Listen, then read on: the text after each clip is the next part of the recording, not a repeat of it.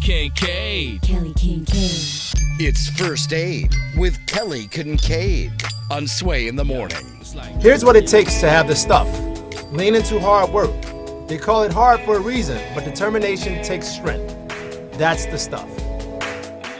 That's the stuff right there, and that's the voice of one of our guests today. Yes, one of the authors of the book, The Stuff, Unlock Your Power to Overcome Challenges, Soar, and Succeed. That was Dr. Sampson Davis, and we also have Sharlee Jeter. I love this book. I just started reading it, and, to Sway, I was telling you, a lot of people are going through some hard times, and they're seeing things on TV, experiencing things, and you got to have that stuff to overcome it because trouble don't last always. And I wanted to invite you guys here to talk about that. While reading your book, and good morning, Sharlee and Dr. Sampson. Good morning. Good morning. Let me give you some background. Dr. Sampson, we've seen you're an emergency physician in New Jersey, and you're also a New York Times best-selling author. And one of the books that a lot of people have seen you on is The Pact. Yep. And that's you and two of your friends. You all made a pact to become doctors. You've had many awards and celebrations and stuff, and I love your story. And Sharlee, also your story. Both you all overcame a lot of challenges. Do you want to talk about just briefly how this book came about? Sure. Okay. Yeah, so the stuff was, this book that Sharlee and I ventured out to do together. It really organically unfolded. We were sitting on a plane 30,000 feet up in the sky, and I was just sharing with Sharlee this concept about people who overcame hardships and struggles and how they had this sort of inner fortitude and belief that they can do it. Whereas other people, they have the same situation, they just fold. They go lie in the bed, get in the fetal position and say, I give up. I was told I had 6 months to live, and they accept that. So I say, what is it that exists in these individuals who overcome? Is it a gene? And since I'm an emergency medicine physician, as you mentioned, Kelly, I was like, well, let's go out and do some research and find this gene. And then Sharlee looked at me like, come on, man. Like, there's no way I'm going to ever read a book like this. But she decided to join me with this project because of her story and when she overcame. And I said, well, Sharlee, you have this inner fortitude. You have this stuff, and we all do. So to make a long story short, we didn't go out and find a gene, but what we did is we went out and we interviewed hundreds of people who overcame situations all over the country, international stories as well. What kind of situations did you find when you did that, when you interviewed these people? You said they overcame situations like what? Yeah, so some had health issues, health ailments. One guy, he was burned over 87% of his body. He was given 107% mortality rate. Wow. And his mother at 13 years old looked at him and said, listen, if you want to die, it's okay. You can go. But if you want to live, I need you to fight. And he just dug deep. He remembered those words, and he changed. He survived. He overcame, and he did well. We have another story about a family whose daughter was diagnosed with this syndrome called Sanfilippo Syndrome, which is a terminal illness. And she was given months to live. The family went out, raised $2 million. They quarantined themselves in their home for 726 days while they raised $2 million to do the gene therapy. Their daughter, not knowing that their daughter would qualify for the gene therapy, she was fortunately selected. They developed the gene therapy, and 6 years later today, she's still alive. Still alive. So does that mean they had the stuff? They have the stuff. So along those lines, interviewing these folks, we came up with 11 core elements that we all possess, that all exist within us. And at times, we may not allow it to rise to the surface just because life, you're inundated with so much challenges, obstacles, bills, trying to figure out your next career choices, relationships. And sometimes these elements don't rise to the surface as they should. And so this book here, what it does with this stuff is just tease out these 11 elements. Simple things like choose the hope, forge your motivation statement, give back. These are all part of the elements that we all possess, that we all have. And we just have to make sure that we're maximizing them and living them daily. Each element is the name of a chapter. The question, choose to hope is the name. It's chapter 2, right? Correct. Yeah. And then for forge your motivation statement, it's chapter 3. Sharlee, you go on to talk in the book too about the cancer treatments that you went through. How old were you when that happened? It was 2 days before my 21st birthday, so I was a senior at Spelman College in Atlanta, and found out that I was diagnosed with Hodgkin's lymphoma, and I had to do 6 months of treatment. And my parents had my whole family wanted me to take them here in New York at Sloan Kettering. And I didn't want to quit school. I was in my last year. All my friends were about to graduate. So I asked if I could commute back and forth every other Friday to do my chemo treatments, then go back to school and continue my courses. So I did that. And when I met Sampson and we were talking about this project, he kept saying to me, he said, well, you have this inner fortitude. It's nuts that you decided not to just take a break and do your treatments. And I really thought that I just didn't want to move back home, in my parents' basement. Like, I don't want to go back home to live with my parents. And, I said to him, I said, well, if I had something great back then I want to go on this journey with you when you meet these people, because I want to know what it was that I used back then so I can use it moving forward. And so I was more of the cynic in this situation, where I just wanted to go and learn through the process. And we were just hoping that we would find common elements that each person, or common qualities that each person had. That's go ahead. Yeah, and Sharlee, what I love about the book is that it's everyday people. Everyone is special. And when we hear your last name Jeter, that's a big name. You are the sister of the legend Derek Jeter, and people could think, oh, well, she has, her brother can pay for it. They can clear whatever that you have. And you speak in the book about, no, I was broke and I had to go back to my parents, and I needed the support. And I love your story because it connects with people, someone who might have been diagnosed with the same cancer that you had, how to give them inspiration to move forward. And also you, Dr. Sampson, you didn't tell your story, but at 17 and a half, you went to a juvenile detention center where you thought you were going to get off, and they were giving you, what was it, 10 for 3? Yeah, it was a 10-year sentence was my first plea with a 3 years minimum served, yeah.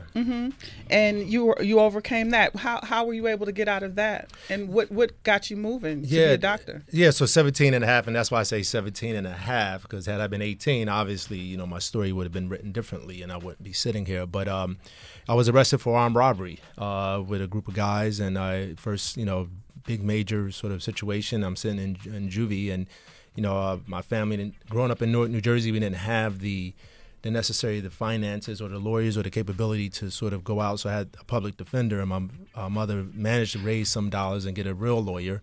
And I shouldn't say real lawyer, but she managed to get me my own personal lawyer per se.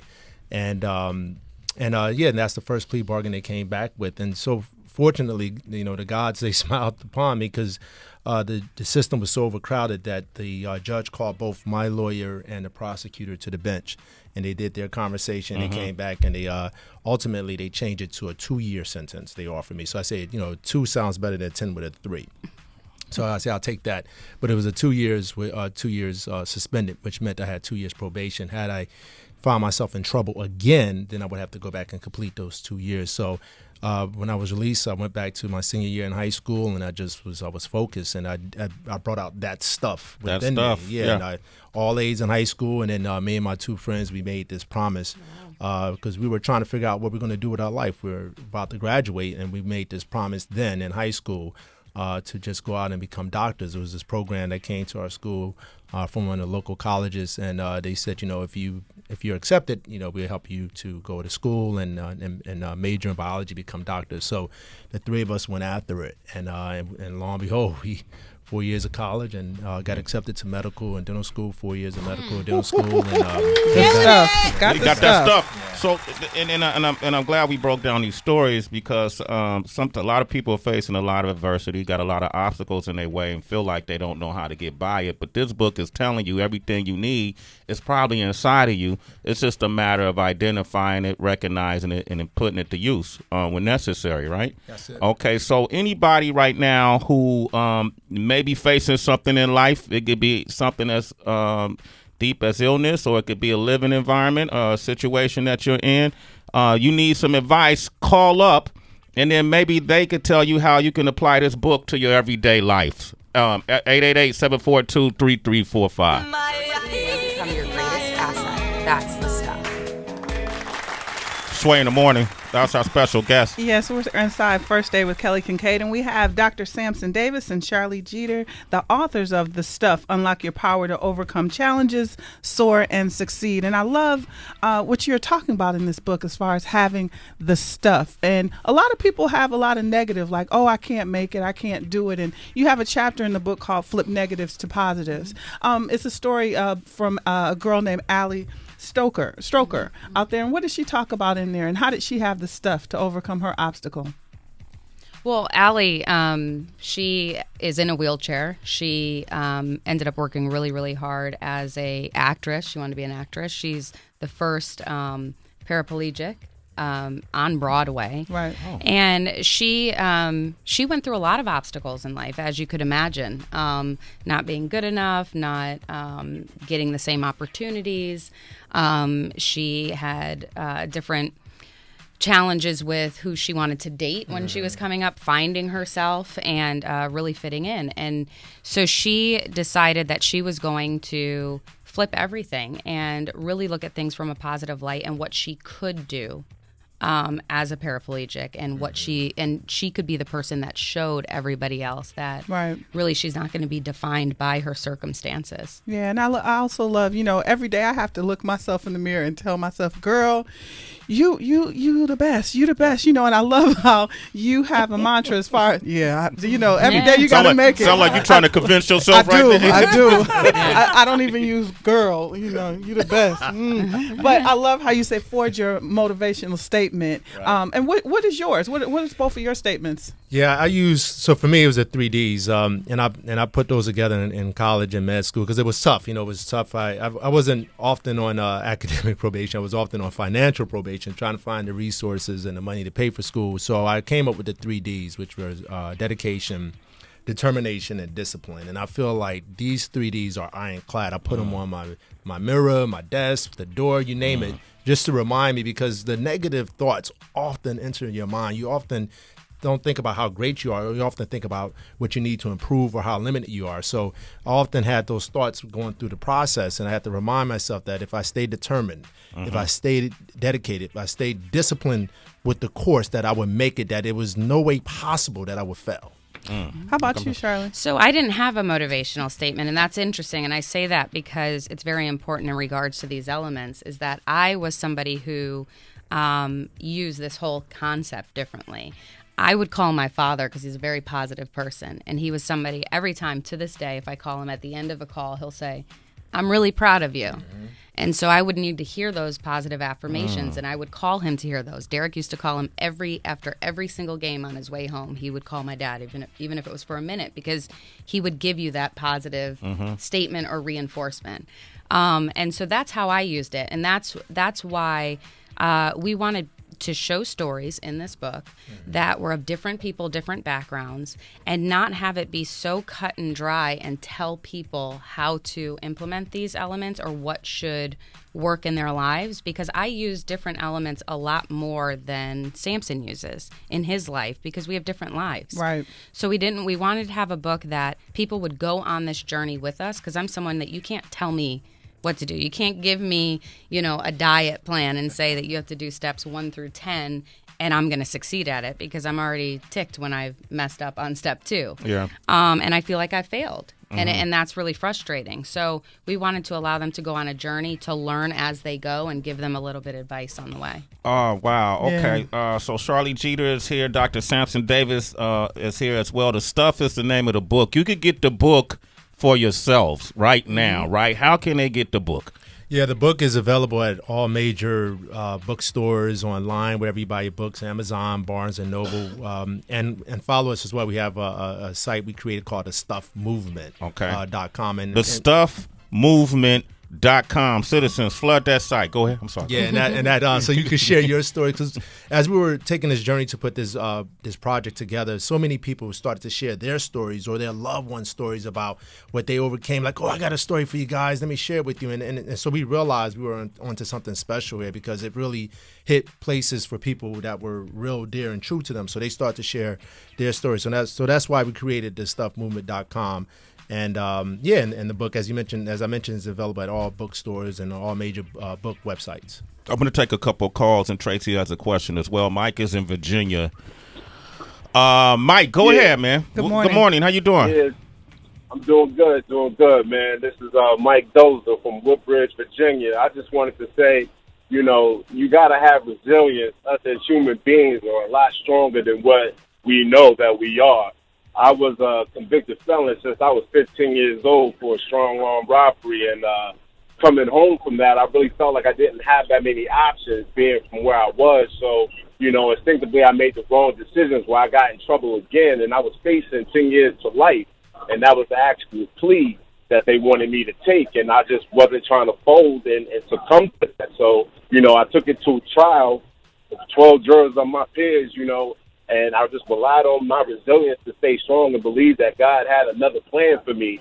And, through the grace of God, I beat it, during a jury trial. So it's like, you can't just take what people hand to you. You got to go out and go get it yourself. And you just got to be strong and believe in yourself and have that resilience, I like that. He got the stuff. Yep. You got a chapter called Push Your Limits that could possibly apply to, right? Yeah, I mean, and Mike, hats off to you for having that inner resilience and that fortitude. But push your limits is basically like we in society often hand out your limits to you. We we often tell our children even, or our teachers sometime, may limit and again, teachers are great. But again, but I'm saying, like, I've been told in life that I wasn't good enough. I'm not going to achieve becoming a doctor. Where I come from, kids don't do that, right? And so you have to realize, like, you have to find your sort of pool, your ocean of positivity. You have to find where people are going to make you feel, sort of but make you feel that you can go beyond your limits that they set for you. So don't put limits on people. It's important to realize that you, the individual, you have to first believe in yourself and try to surround yourself with this positive energy. But also, when people tell you that you're not capable of doing that, take that negative and use it as reinforcement. Let it fuel you to prove them wrong. Yeah. I like that. We're going to take another call. Diane from Harlem. Good morning, Diane. Good morning. Diane. Good morning. Good morning, all. Good morning. Good morning. So my issue and my challenge is that I came from a family of substance abuse, poverty-stricken. At 18 years old, I landed this job at Columbia University. So for me at 18, I didn't believe in myself. Everything around me was negative, so I thought I made it. I spent 30 years there, right, just going to work, reporting to work, not happy, but, I lived an okay life.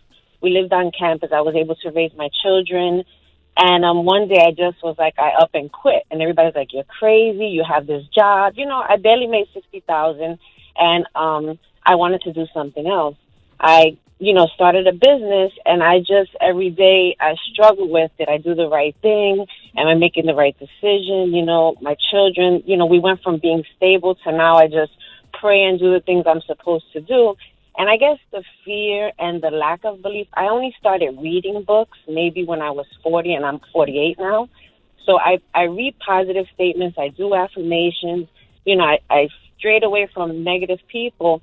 But I still struggle every day, like, did I make the right decision? And it's more about, do I regret it? Okay. She talks about fear, too. In Chapter 7, you have refused to give in to fear.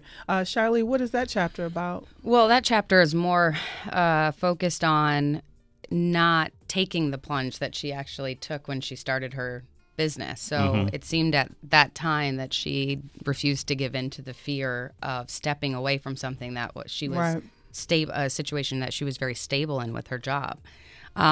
So a lot of times we don't allow, I know Sampson always talks about the story about Will Smith jumping out of the airplane, is that, we allow fear to take over everything. And then when we actually step past that fear, we realize it wasn't really all that scary. Yeah. Well, that's because the parachute opened. Yeah.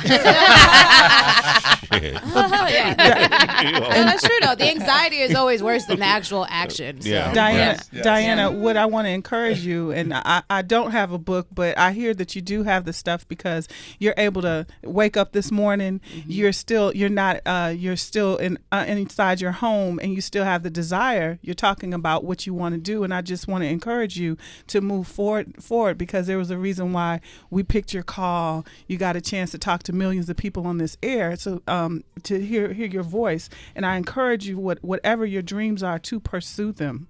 Yeah, and if I can add to, I think what Diana's saying as well is that she's not done. Yeah. Like it's still there. Like she's still being challenged. So that means you still got to rise above. It's there.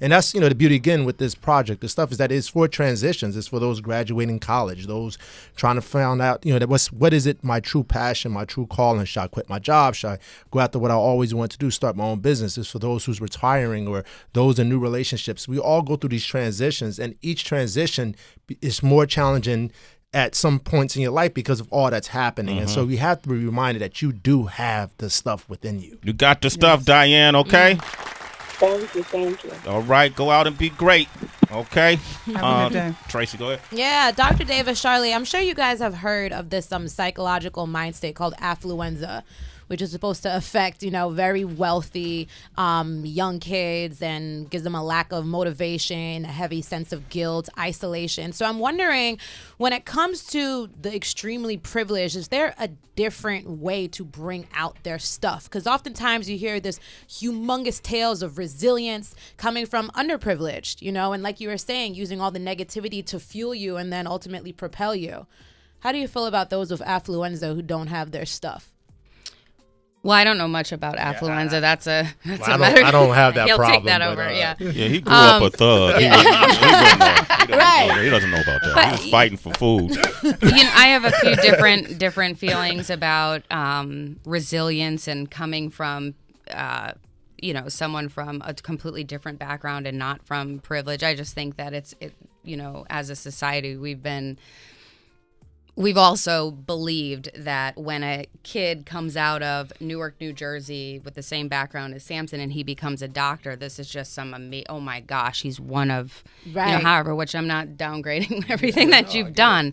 But, the brains don't function any differently. It doesn't matter where you come from. I mean, and that's what we definitely were able to prove in this project. So all of us have the same core elements, and we interviewed people with a whole lot of money and a lot of resources who went through some of the same rock bottom incidents as people that came from, a completely different background or from another country, which, made us, it was really exciting to feel like really that this is the stuff is what unites all of us from everywhere and puts us all on the same level play. And if I just could add, like money doesn't stop the challenges, like the obstacles and the pitfalls still occur. And so, you have to face them. And so affluenza or whatever is, I know what the element is, but it's a situation like that's probably more the individual than the collective. So, gotcha. It deals with that. Man, give a round of applause for Dr. Sampson Davis and Sharlee Jeter. The book is called The Stuff. It's available on all platforms. You can go to thestuffmovement.com, thestuffmovement.com, and you can also share your story as well. If people want to reach you guys individually, is it some social media they can hit you? Our citizens like to communicate, so beyond the interview. So how can they reach you guys individually? Well, I'm on Instagram, Twitter, sjeter2. Yeah, same thing. Instagram, Twitter, Dr. Sampson Davis, and we have a handle for the stuff for Twitter and Instagram as well. Okay, so Dr. Sampson Davis. Okay. sjeter2. sjeter2, and then the stuff has social media. Yep. Right. What's that? Just the stuff? The stuff. The stuff. You got the stuff. What is it? What is it? Is that it? It's the stuff movement. Yeah. Huh? The stuff movement. Yeah. The stuff movement.com, and then on social is at the stuff movement. At the stuff movement. And we'll post all this up on Sway's Universe with the video. For the stuff. Unlock your power to overcome challenges, soar, and succeed. I want to thank you all for coming today. People, get the book. It's a great read. Thank you. And just get that stuff. Unlock it. Thanks for having us. Absolutely.